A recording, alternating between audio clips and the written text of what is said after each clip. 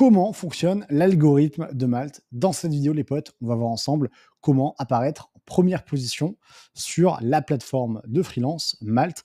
Donc, ça va être basé essentiellement sur ce que j'ai pu tester, ce que j'ai pu voir avec des freelances que j'ai accompagnés et des partages d'expérience. Et c'est uniquement du cas concret, réel, testé avec des exemples. Si on ne se connaît pas encore, enchanté. Donc moi, c'est Florent Dalben-Sales. Je suis consultant sur Google Ads et Facebook Ads. Je suis un ancien consultant en agence, puisque maintenant je suis en freelance, mais j'ai toujours été freelance, puisque dès mon premier jour de CDI, j'étais sur Malte. Et ça m'a permis d'être numéro 1 pendant plus de 3 ans grâce à l'algorithme et aux missions que j'ai pu faire et à mon profil sur Malte. Donc c'est une plateforme, effectivement, qui m'a aidé. Là, j'ai mis la petite capture d'écran parce que vous allez regarder une vidéo pendant, je ne sais pas combien de temps elle va durer, 10, 15, peut-être 20 minutes. Il faut que vous ayez un peu une social proof. Et donc là, c'était sur mon classement où j'étais premier, vous voyez, sur le nombre d'apparitions, 866 apparitions sur la thématique Google Ads, donc plutôt un domaine assez concurrentiel, mais avec une bonne stratégie de freelance sur Malte et d'algorithme. On peut arriver à faire des bonnes choses. À côté de ça, toujours sur ma passion, le freelance et Malte, je fais des petits podcasts. Donc là, c'était avec Flavie Prévost sur son podcast le board, et elle a aussi un incubateur très très cool. Je vous recommande vraiment d'aller regarder ce qu'elle fait toutes et tous. Elle a des super produits pour les freelances. Ça, c'était chez BFM avec Ludovic Bado sur le podcast des indépendants où j'expliquais comment se développer sur Malte. Et là, c'était chez Malte, sur comment se lancer en acquisition, puisque c'est mon taf. Mais le but, c'est pas de parler de moi. On va tout de suite rentrer dans le vif du sujet sur l'algorithme. Hop. Alors, si on est plus visible, qu'est-ce qu'on a? Eh bien, on va avoir plus de leads entrants, donc une augmentation des opportunités de vente et donc une hausse de votre chiffre d'affaires. On va également avoir un renforcement de la notoriété et de la réputation. Qu'est-ce que ça veut dire? Eh bien, si on vous cherche sur Google, donc on va taper votre prénom et votre nom sur Google, 8 fois sur 10, si vous n'avez pas de site, pas de réseau, mis à part LinkedIn, eh bien, c'est le profil Malte qui va apparaître. Et tout ça pour dire que moi, aujourd'hui, j'ai pu signer avec des clients qui m'ont trouvé sur LinkedIn, ou des écoles, ou des collectifs, ou des agences avec qui je travaille en freelance, parce qu'elles m'ont tapé sur Google.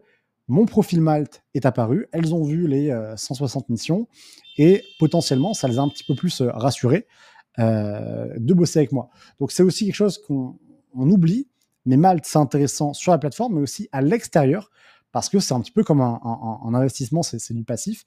Plus vous allez avoir de missions, plus votre statut freelance va augmenter, puisque vous allez être référencé comme quelqu'un potentiellement de quali.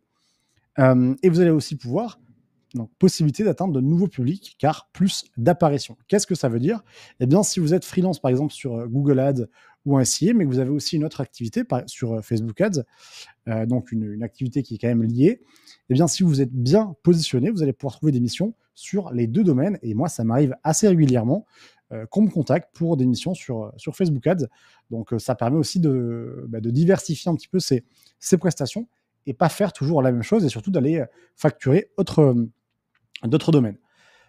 Comment fonctionne l'algorithme de Malte? Donc là, on va vraiment rentrer dans le vif du sujet. Ça, je vais, tac, voilà, parfait.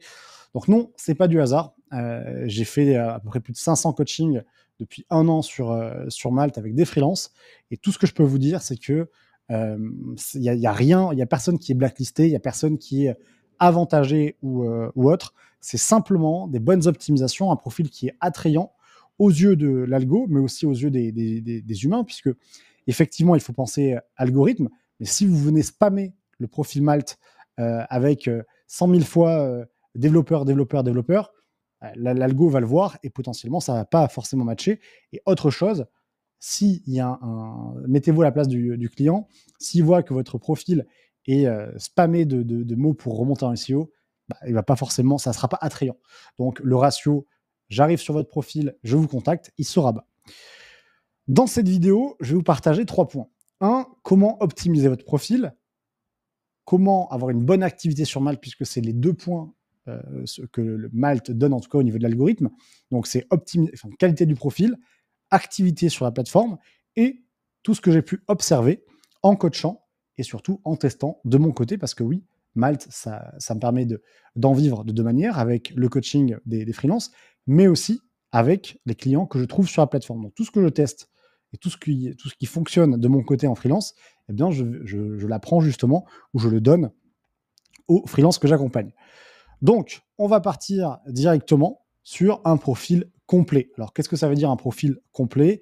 Eh bien, c'est déjà un bon titre, des compétences, la bio, certification, expérience. On va vraiment de A à Z, on laisse aucune rubrique vide.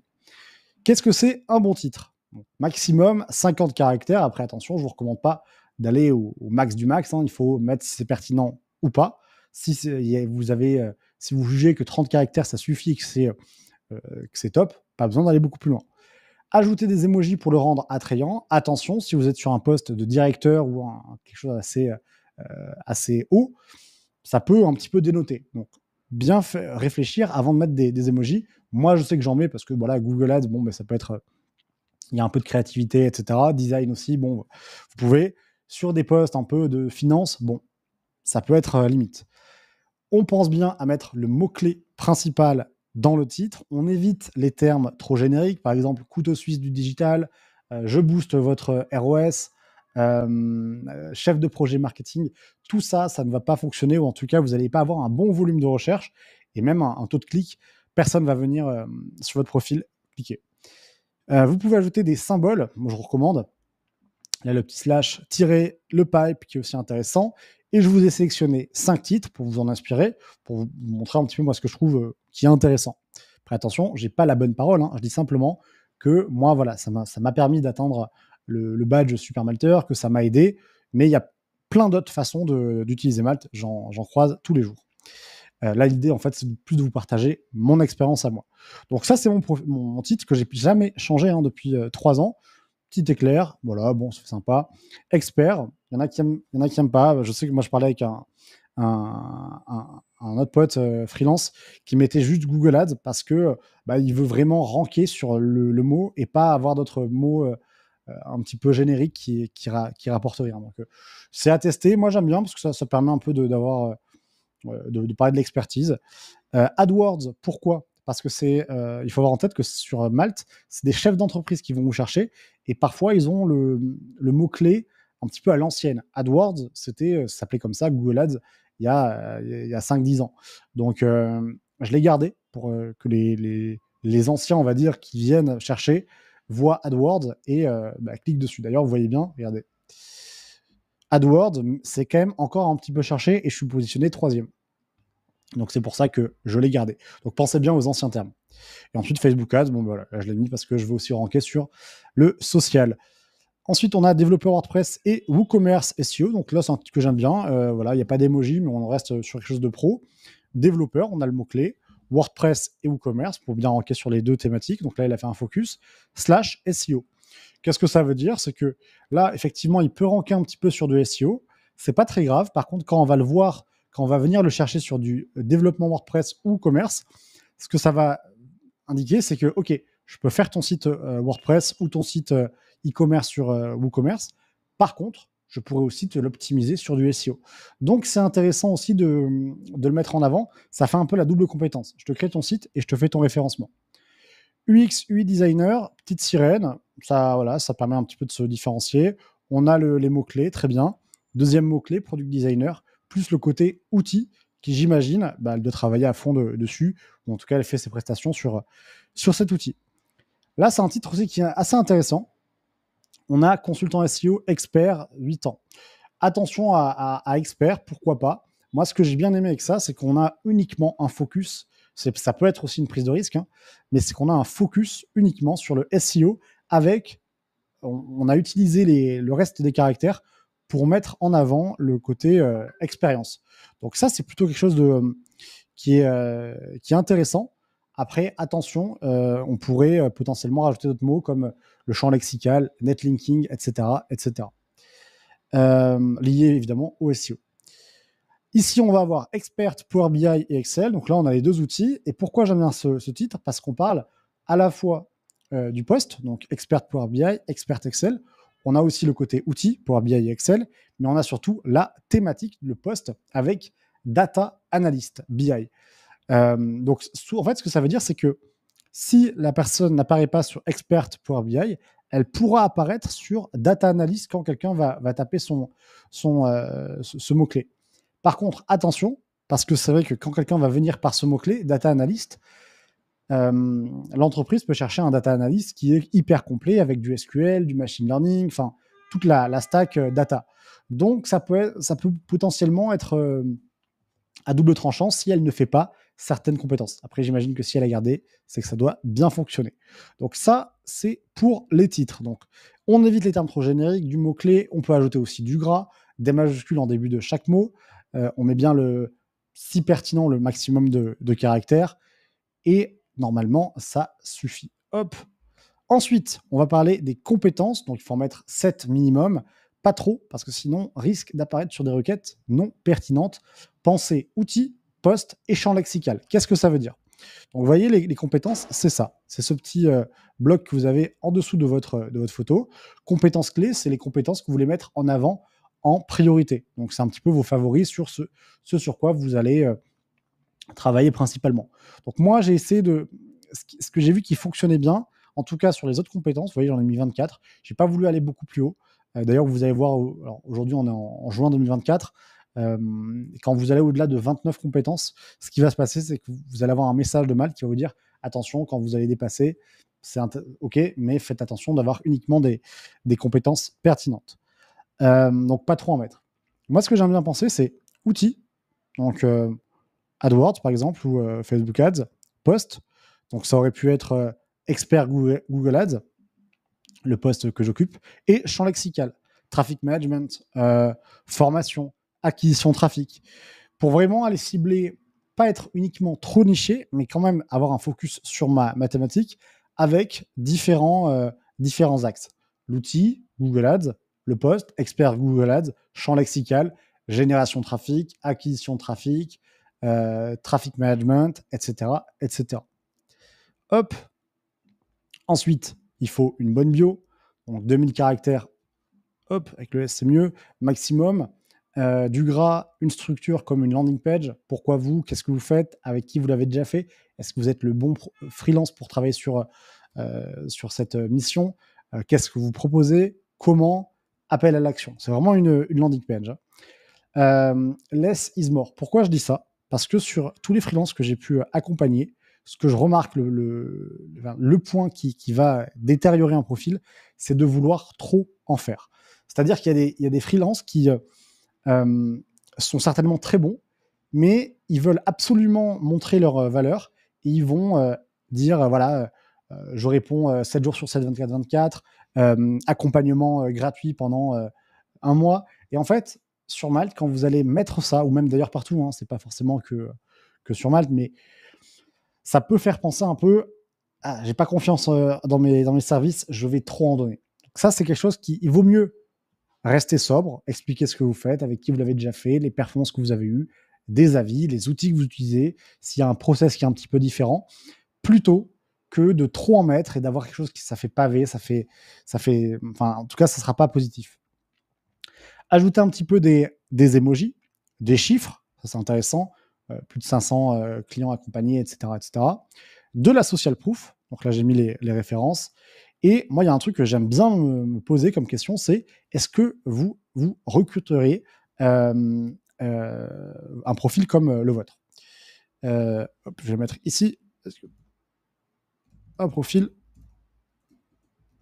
merde, hop, comme ceci. Comme vous, tac, voilà. Et en fait, pourquoi c'est bien de faire ça, ou en tout cas, donnez-le à vos collègues et ils vont vous donner un avis. Et moi, j'aime bien regarder à chaque fois mon profil, me dire, OK, est-ce que ce freelance, si j'arrivais sur son profil, je me dirais, j'ai potentiellement envie de travailler avec lui. Donc moi, ce que j'ai mis, après attention, hein, c'est pas vraiment, c'est pas le meilleur profil sur Google Ads, mais en tout cas, c'est un profil qui m'a aidé. J'ai indiqué freelance Malte numéro 1 sur Google Ads depuis 2022, super Malter 3, donc voilà ce que ça veut dire. Le nombre d'élèves que j'ai accompagnés en école, ex-consultant en agence, noté 5 sur 5 sur plus de 160 missions, et l'assertif, pourquoi faire appel à moi, mes compétences, donc ce que je peux faire aussi pour remonter en SEO, mes références, donc les clients avec qui j'ai déjà bossé, qui suis-je un petit peu pour donner un peu de preuve sociale, disponible et réactif. Puis là, j'avais mis voilà, ton template Google Data Studio offert pour être un petit peu plus sympa, qualité de service d'agence, ok. Je réponds en moins d'1 heure, on en discute quand. Quelque chose d'assez simple comme ça. Hop, on va passer au TJM. Alors là, très très important, je vais refaire une vidéo dessus. Le minimum sur Malte, c'est 125 € par jour. Mais vraiment inutile, c'est ne le mettez pas. Ça va plus vous allez paraître pour quelqu'un qui se price très bas et qui veut faire du volume. Et c'est pas quali. Un freelance, si vous êtes mis en freelance, c'est pour gagner votre vie, c'est pour avancer, faire des belles choses. Ça sert à rien de vous pricer à 125 € avec les impôts, avec tout ça. Vous allez gagner combien? 80 €, ça sert à rien. Surtout que pour la plupart avec qui j'ai parlé, vous avez il y a des super thématiques et qui vont rapporter énormément d'argent aux clients. Donc en fait, vous allez vous pricer très bas par rapport à une valeur que vous allez donner qui est super haute. C'est pas cohérent et c'est pas fair. Même il y a des clients qui seraient complètement OK de vous payer beaucoup plus cher. Et c'est arrivé souvent avec des freelances. Je leur ai dit double ton tarif, tu verras que ça va passer quand même. Et c'est le cas. Par contre, il y a une petite stratégie. Sur Malte, moins 20% de la moyenne. Admettons que votre profil, enfin le TJM est à 400 € jour. Si vous mettez 20% en dessous, vous allez avoir potentiellement un petit peu plus de demandes. Si vous mettez dans la moyenne, voilà, vous aurez une demande normale. 20% au-dessus, alors c'est une fourchette, hein, 20, 30, 40%. Plus vous allez baisser par rapport à la moyenne, plus vous allez augmenter, bah, vous aurez la demande en conséquence. Par contre, dès que vous allez faire des 700, 800, 900, 1000 € de TJM, très très peu de demandes. Je l'ai testé. Par contre, ce qui est intéressant, c'est ça qu'il faut avoir en tête, c'est que vous allez avoir des clients beaucoup plus quali. Ils ont un budget, ils savent ce qu'ils veulent, ils ont déjà bossé avec une agence ou un freelance et ça va aller assez rapidement. Il n'y aura pas de galère de paiement, ils vont vous régler hyper rapidement et ce sera souvent quali. Par contre, oui, là, il ne faut pas s'étonner de se dire bon, bah, j'ai 3 demandes par mois, est-ce que c'est normal? Oui, c'est normal. Moi, quand je m'étais mis à 700 ou 800 € jour sur Google Ads, je crois que j'étais le seul à avoir mis ça. Je l'avais mis simplement pour éviter d'avoir un FOMO, parce qu'il y a un an, malheureusement, j'acceptais quasiment tout. Enfin, pas quasiment tout, mais j'essayais vraiment de faire un maximum de chiffres. Et après, j'ai compris que c'est pas une bonne chose. Donc maintenant, j'essaie de vraiment bien sélectionner avec un pricing du coup qui est premium, puisque je suis quasiment à 100% tous les jours sur tous mes clients. Il n'y a pas de sous-traitance, rien du tout. Je fais pas mal de calls. Donc, c'est pour ça que je price beaucoup plus haut et c'est ça aussi que mes clients aiment. Donc, ça ne me gêne pas de pricer plus haut. Mais voilà, ne vous mettez pas non plus trop haut, ça ne marchera pas. Tac. Ensuite, sur la partie télétravail ou remote. Bah, clairement, les gars, vous êtes mis en freelance. C'est pour être en full télétravail. Donc, moi, ce que je vous recommande, c'est évidemment de vous placer en remote. Sur la localisation, mettez la plus grande ville où vous êtes, mais se mettre en présentiel, non, franchement, c'est pas en accord avec le freelance. Sur la photo, regard droit, HD, et si tu n'as pas de photo, tu vas utiliser PFP Maker. Si tu n'as pas de photo, qu'est-ce que ça fait? Tu fais une photo avec ton téléphone, même une photo en selfie, tu l'envoies à une intelligence artificielle et en fait, ça va te sortir une photo limite comme si tu étais en shooting photo avec un pro et ça te fait une super photo. Donc, franchement, teste-le. Je crois que ça coûte 20 € et ça te sort une soixantaine d'images. Donc, vraiment très, très cool. Hop. Ensuite, on va passer au portfolio. Bah, très simple, hein. Mur de logo. Donc, tous les logos avec qui tu as bossé, les boîtes avec qui tu as bossé. Certification, tu vas mettre, si tu en as, hein, tout simplement. Toi, en conférence, pour humaniser un petit peu ton profil, mets en place comment tu travailles, donc tes process. Étape 1, je sais pas, audit. Étape 2, déploiement. Étape 3, lancement des campagnes, pour un petit peu montrer ce que tu sais faire. Pourquoi je te parle de process? Dans le cas où si tu n'as pas de logo, ou en tout cas pas d'étude de cas à montrer sur ton profil. Ça peut arriver. Tu viens de te lancer en freelance, mais tu as quand même envie de mettre un portfolio. Bah, tu peux quand même mettre des certifications, comment tu travailles, ton processus, ou alors ce que j'appelle des projets un petit peu fake. Si ça marche très bien dans le côté design, bah, tu fais un logo, tu fais des maquettes. Et ça, c'est bien parce que ça permet tout de suite de montrer ce que tu peux faire. Pareil pour les photographes, pour faire des photos, il n'y a pas besoin en fait d'avoir fait une mission puisque c'est quelque chose que vous allez pouvoir créer sans avoir à payer. Enfin, sans ce qu'on vous paye. Voici mon portfolio, pareil, hein, je ne l'ai jamais trop changé. Là, j'ai mis les logos avec qui j'avais bossé, une petite certification ici. Et là, vous voyez juste là, en fait, c'est une conférence c'est une formation que je donnais avec DataBird, un super bootcamp en data analyse. Donc voilà, c'était pour montrer, ok, voici avec qui j'ai bossé. Oui, je suis certifié, oui, j'ai le badge Google Partner en vrai, qui vaut pas non plus le dingue. C'est pour avoir bossé en agence, avoir un badge ou ne pas en avoir, en fait, ça change rien. Ce qui compte, c'est la qualité derrière des campagnes et du consultant. Et voilà, donc là, ça humanise un petit peu, ça permet de montrer que, entre guillemets, je suis à l'aise à l'oral, j'aime bien parler avec les gens, et, j'ai déjà fait des conférences, donc potentiellement sur mathématiques. Bon, je dois avoir une petite social proof.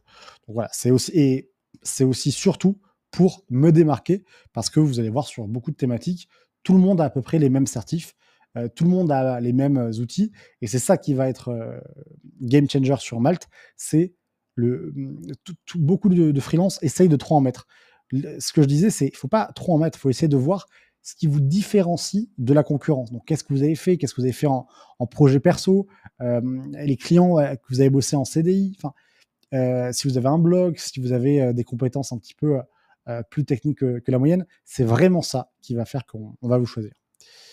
Voilà, déjà sur le profil, on a vu pas mal de choses, ça je vais le ranger.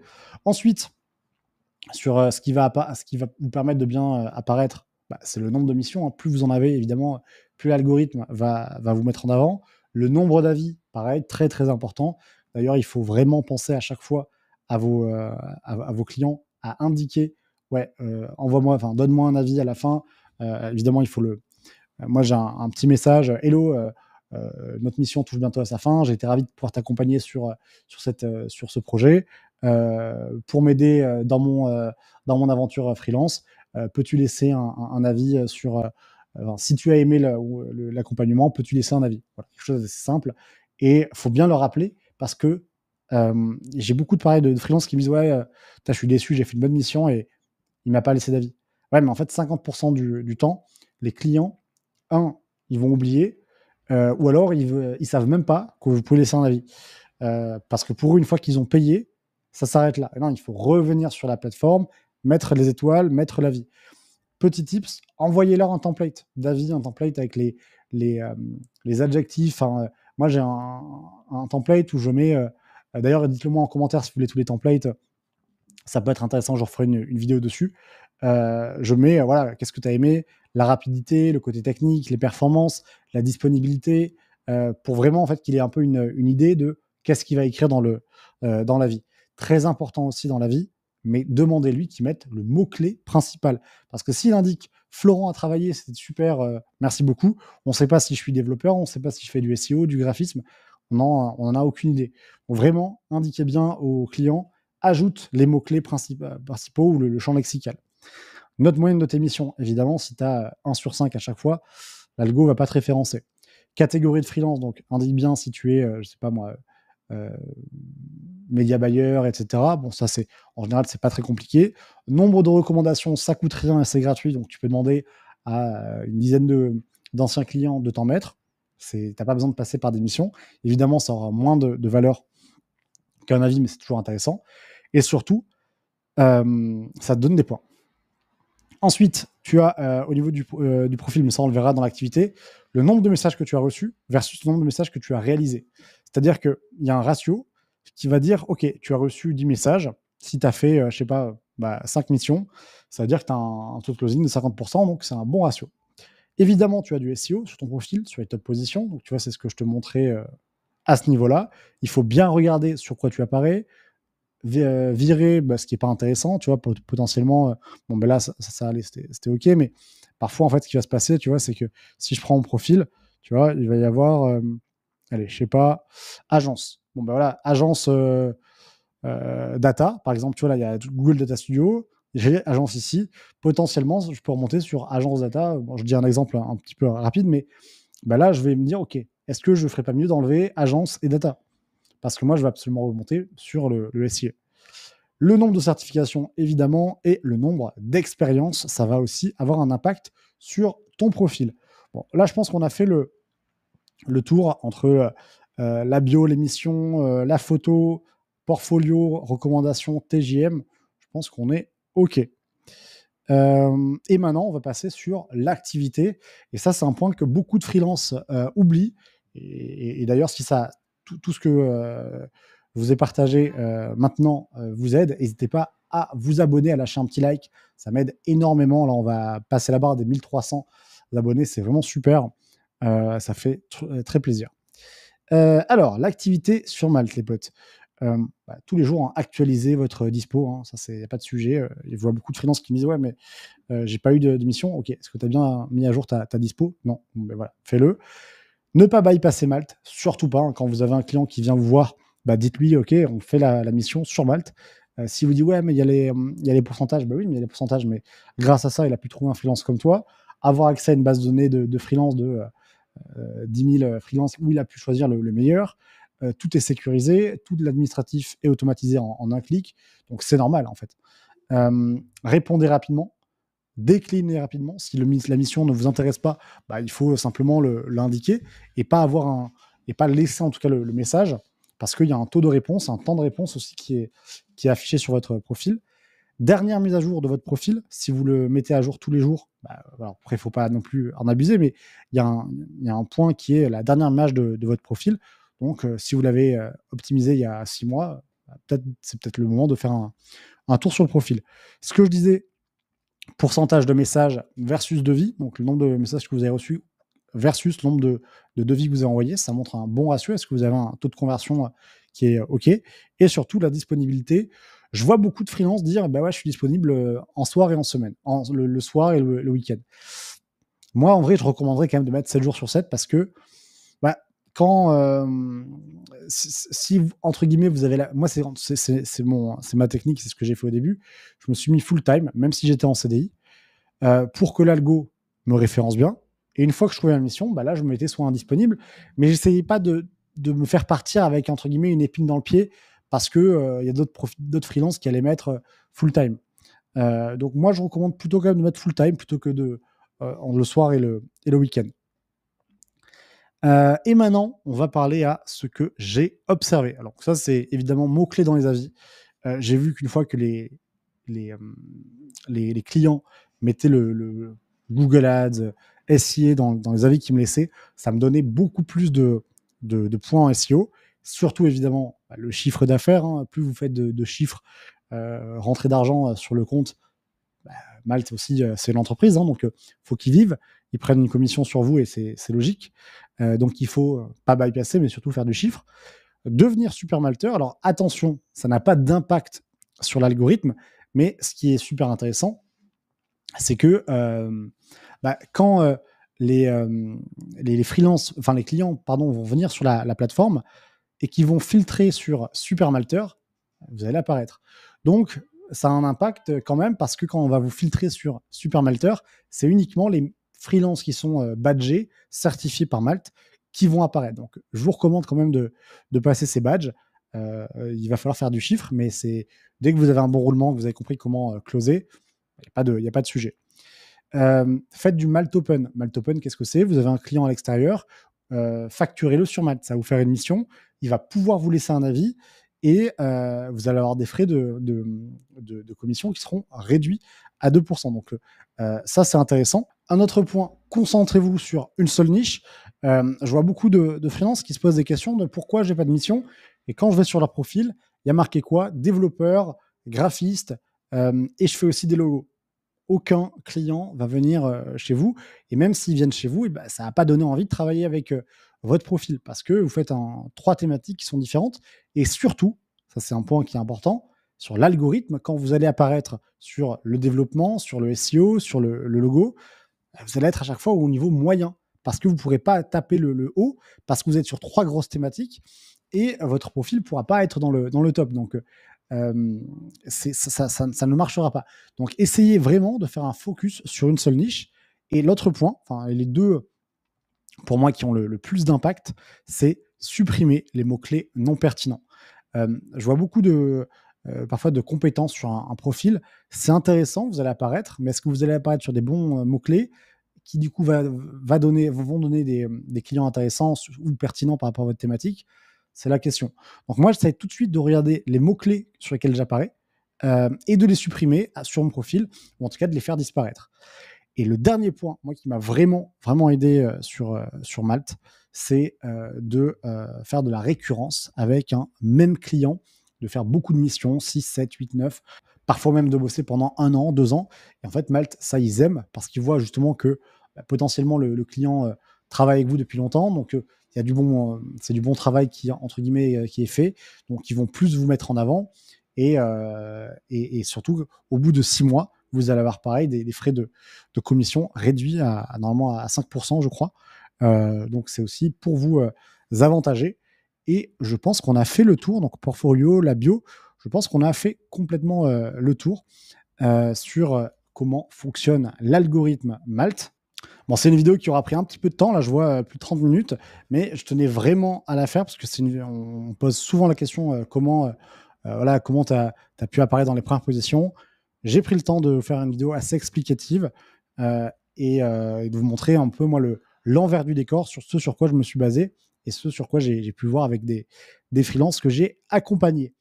Maintenant, si tous ces éléments pour vous, c'est un petit peu du charabia, que c'est long et que vous avez un petit peu de mal, je propose un accompagnement pour vous aider à générer un flux de clients continu sur Malte sans avoir à prospecter, peu importe votre expérience junior, senior, on s'en fiche. L'idée, c'est d'avoir un bon profil qui vous amène des clients, qui donne de la social proof et qui permet de signer des leads avec Malte. Tout ça, c'est dans la bio. J'espère que cette vidéo vous aura plu. Si c'est le cas, lâchez un petit like et pensez à vous abonner. Si vous avez des questions sur l'algorithme, sur Malte, sur le freelance ou Google Ads, posez la question en commentaire. Je réponds à tout le monde. N'hésitez pas à laisser ça avec grand plaisir. Et moi, je vous dis à la prochaine. Salut, ciao, ciao.